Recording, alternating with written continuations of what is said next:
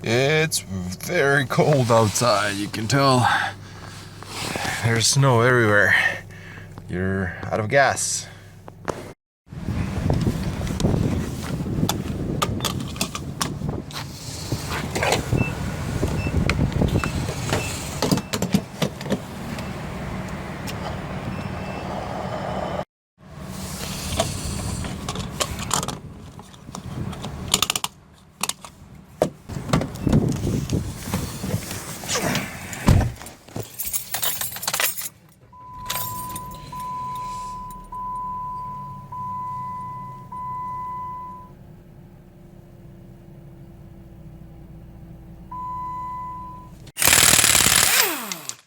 Hey guys, JD Nevels here, and before you go and spend some money on a gas cap like I did, I want you to do a couple things in order to determine do you need new gas cap or not. I'll go ahead and explain to you guys in a bit why I end up buying mine.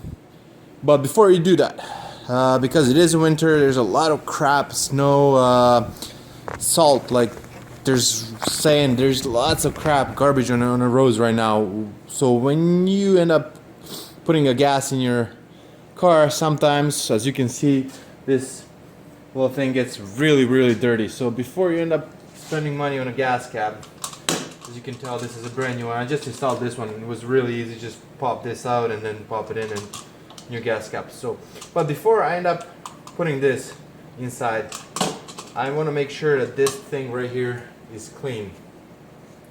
So I'm gonna clean it out, the microfiber cloth or towel. So you can tell there's a lot of dirt and garbage right there. And sometimes that garbage, you want to make sure, just be careful so it doesn't get inside. So sometimes this garbage, salt and everything will break the seal right here.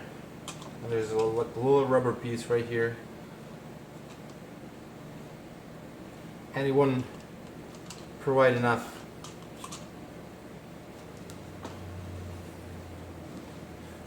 what I'm trying to say, it would create a vacuum leak because it wouldn't properly seal. The rubber wouldn't properly sit on this edge and it would create a problem for you where gas cap. So first thing first, make sure you clean everything out. And I just had a leftover from a couple nights ago for the Buffalo Wild Wings. This is just a wet napkin, and I'm just gonna clean it out. It's alcoholic wipe. Just make sure that everything, there's no crap, no dust, nothing.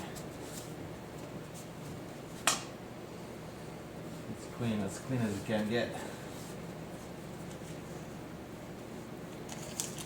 Got a couple of those, so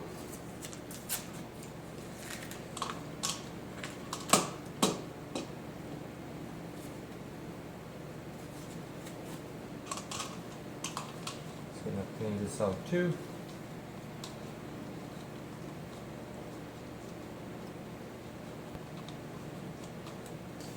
Nice and clean. Put this out in garbage later on. Just go over it one more time. Everything's dry. Now, what I do is, we did this with my mom's 2016 Mitsubishi Outlander. Same thing happened. Gas cap light came on. We cleaned it up. We ended up putting Vaseline, petroleum jelly on the rubber portion right here. Because during the winter, this rubber gets a little bit harder. So it's a little bit more as a plastic, not as a rubber. And just putting a little bit of Vaseline, or if you have money, you can afford, because this is a little bit more money. This is Burt's Beeswax lip balm, but it's made out of wax, so you can take this and just rub it on a rubber. Just make sure you coat the rubber. And in this case, I'm just gonna, even though this is a brand new one, I'm not gonna use Burt's because this is like $6 here, so I'm gonna keep that one. Just gonna take a little bit Vaseline and I'm just gonna go on a rubber. Make sure the rubber is nice and coated. Now why I bought my brand new, because on the last one, the old one, it was a cheap one. That's another tip. If you have to buy it, make sure you buy OEM. This is Mopar OEM. The ones that you find on Amazon or eBay for like $6-7, trust me, they'll last you for maybe one season, maybe 1 year, and that's it. This one was $30 here in Canada. It's like triple the money, but it's worth it. And why I had to change mine was because it didn't do this. It didn't click. This one does, right? So that's how I know this one is okay and my old one was crap, need to be replaced.